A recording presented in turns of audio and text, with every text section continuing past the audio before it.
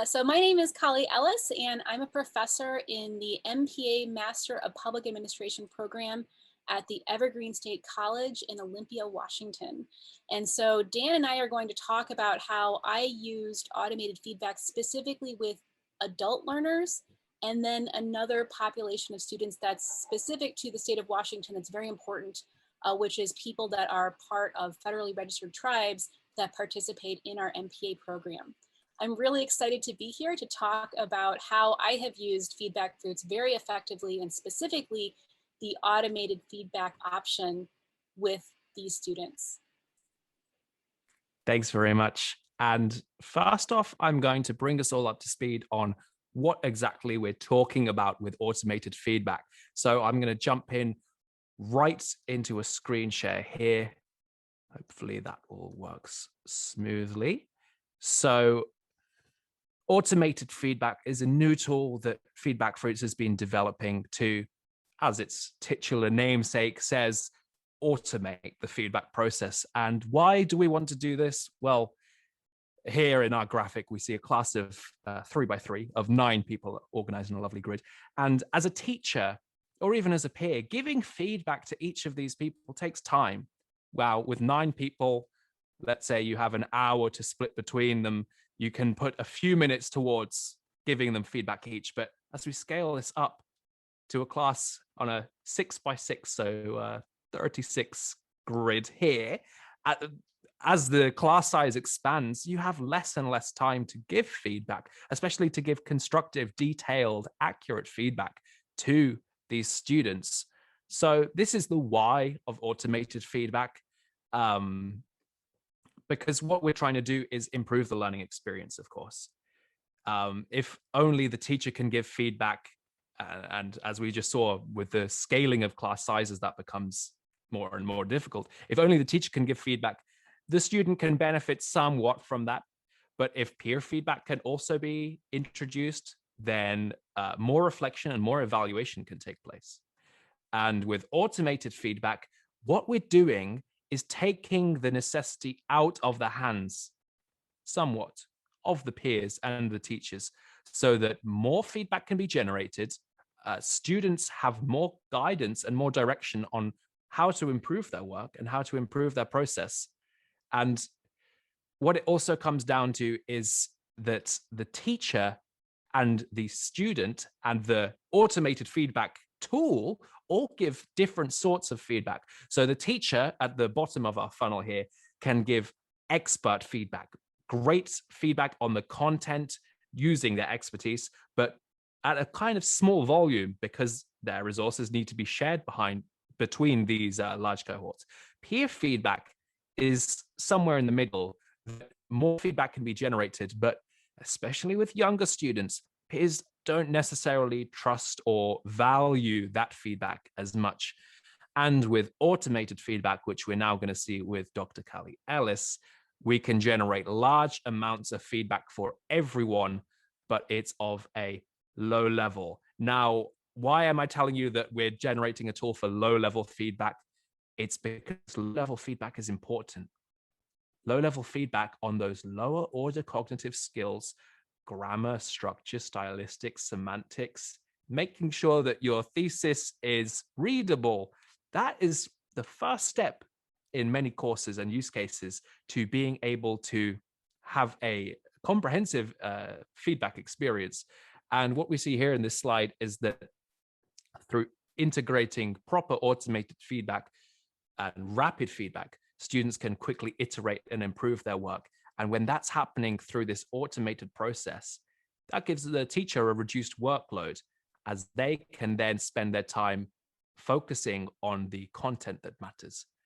Now, the how is something that I'm going to leave to our guest speaker, Dr. Ellis, who is going to present her use case from Evergreen State College. And I'm going to stop sharing my screen. So Dr. Ellis, you can share your screen, and I'm going to guide this conversation with a few questions, but I'll let you take the floor from here. Thank you. Sure. Thank you, Dan. Thank you so much. And I'm really excited to talk about how we use this at Evergreen. So there's some unique features of Evergreen that we're a pretty small college. you might not have heard of us, but one of the features is that we have no grades, none at all. So instead of A, B, C, D, 60%, 100%, etc., students get pretty extensive written evaluations by me of their work. They also do evaluations of themselves, and they do evaluations of me as the faculty. And so that is something that I bring, and there might be other institutions that use this kind of model that is unique, and it's created some challenges with Canvas, but Feedback Fruits has really addressed a lot of these for me. So I'll talk about how we do that in a little more detail. Our programs at Evergreen are very intensive, especially at the undergraduate level. So it's the kind of classes where, imagine there's a class called Matter in Motion. It would be taught by a physicist and a philosopher and an entrepreneur professor. So it's the kind of thing where it's like a whole holistic approach to learning. And that's one of the things that's also unique about Evergreen. It's very undergraduate focused. So this is primarily an undergraduate institution, but I teach in the graduate programs. All of the classes are very intensive in writing across the curriculum. And that's why, and you saw with the example that Dan gave, I as a faculty member was so attracted to this. When intensive writing is part of the curriculum so deeply, you have to do these tasks over and over again to get people to a different level. Another thing that's unique about Evergreen that speaks to a couple different aspects of Feedback Fruits and automated feedback is that most of the students are first generation college students. So these are people that don't necessarily, are comfortable with writing or technology or anything like that. And I should also mention that we are in Olympia, Washington.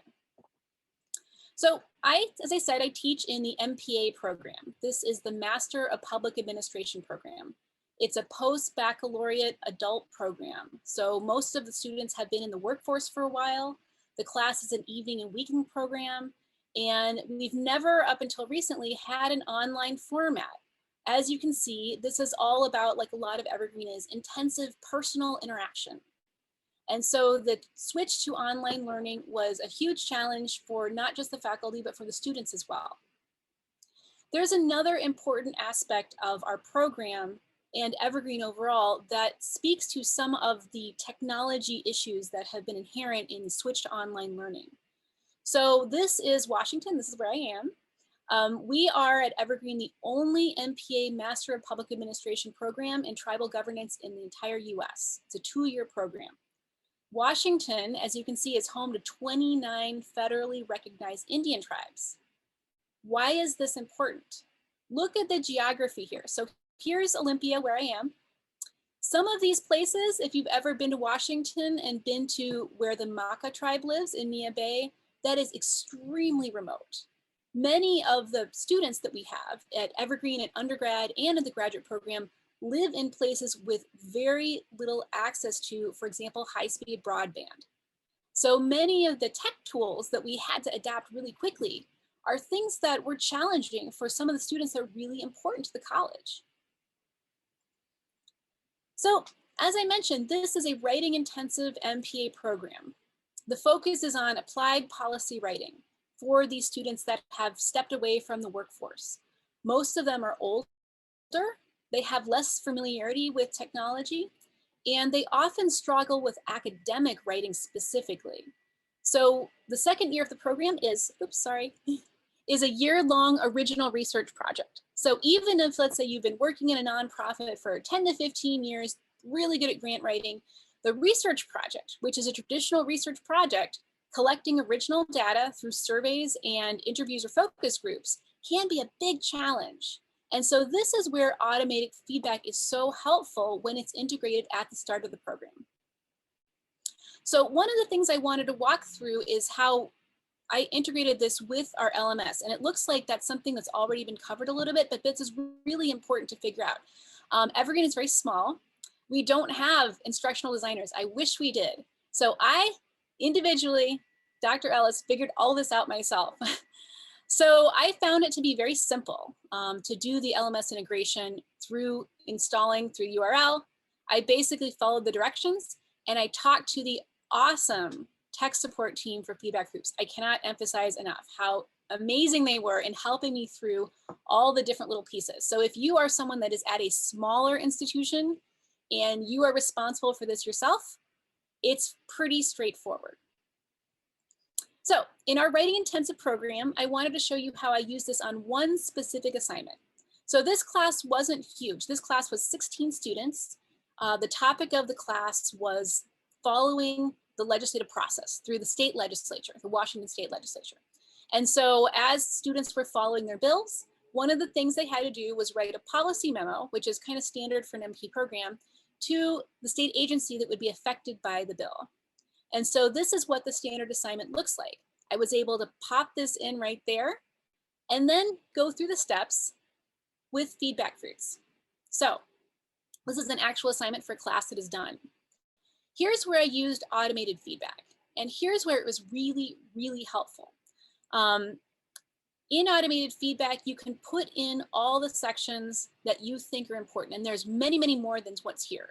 So in this case, it's not a research paper.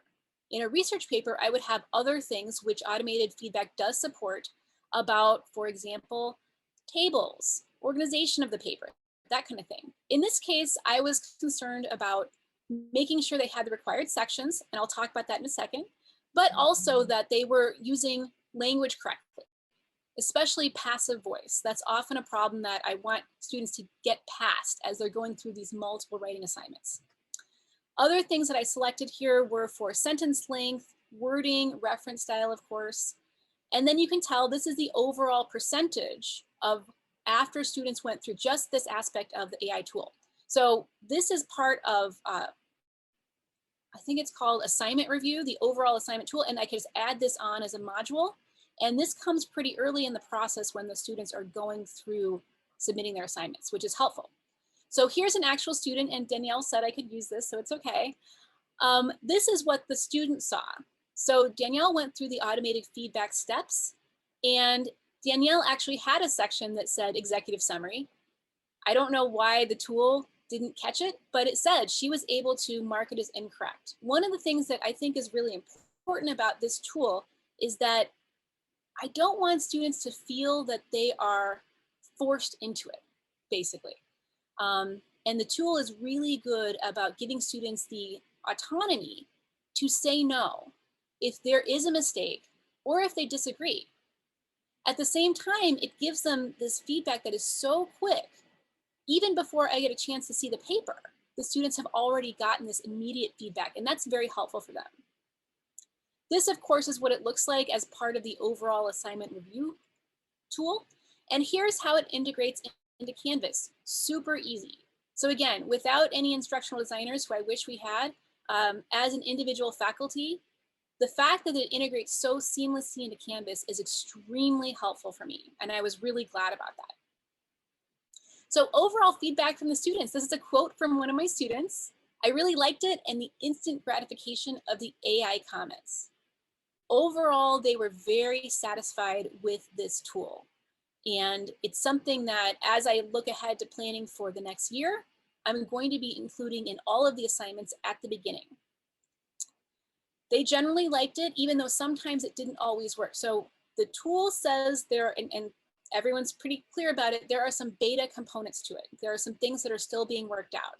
And so sometimes, like with the example that I showed you, there was an executive summary section, the tool said no, but the student was able to respond to that. And so that gave them a sense of autonomy over this process, not just that the tool is telling them what to do.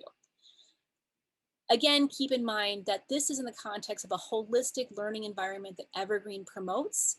And so I think in other schools, there might be more concern of if the tool says I failed, did I fail? At Evergreen, it doesn't work that way at all. And so this really fits in with what we do, because the student knows that that comment is going to go to me and I'll say, yep, okay, you're on the same page.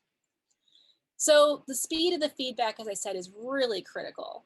This is what students loved. This really helps in terms of the overall process of the class.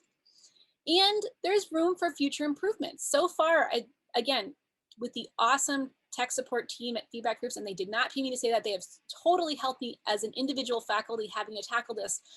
They've been very responsive to the improvements that I've asked for in terms of how this integrates with Canvas, for example, or specifically some of the tools on the AI side. And I look forward to seeing how those continue to develop. And I would love to keep talking about some things that might meet our needs a little bit differently than what's there. But there's so many different options that there was a lot there to work with from the beginning. Tech support, of course, has been so helpful. And that's it.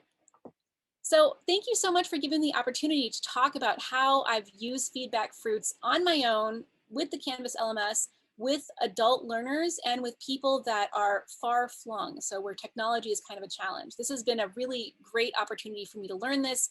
And even though I was learning it under pressure, just like all of you, I loved including this into my courses. Dr. Ellis, Thank thank you. you so much for sharing that use case and your story with automated feedback. I wish we had more time for these questions. I have so much I want to ask you, and I know the audience do too. This is the future of feedback. And to imagine how it might be scaled to other institutions is a science fiction novel in itself. So thank you once again for your presentation. It was wonderful to have you here today. Thank you.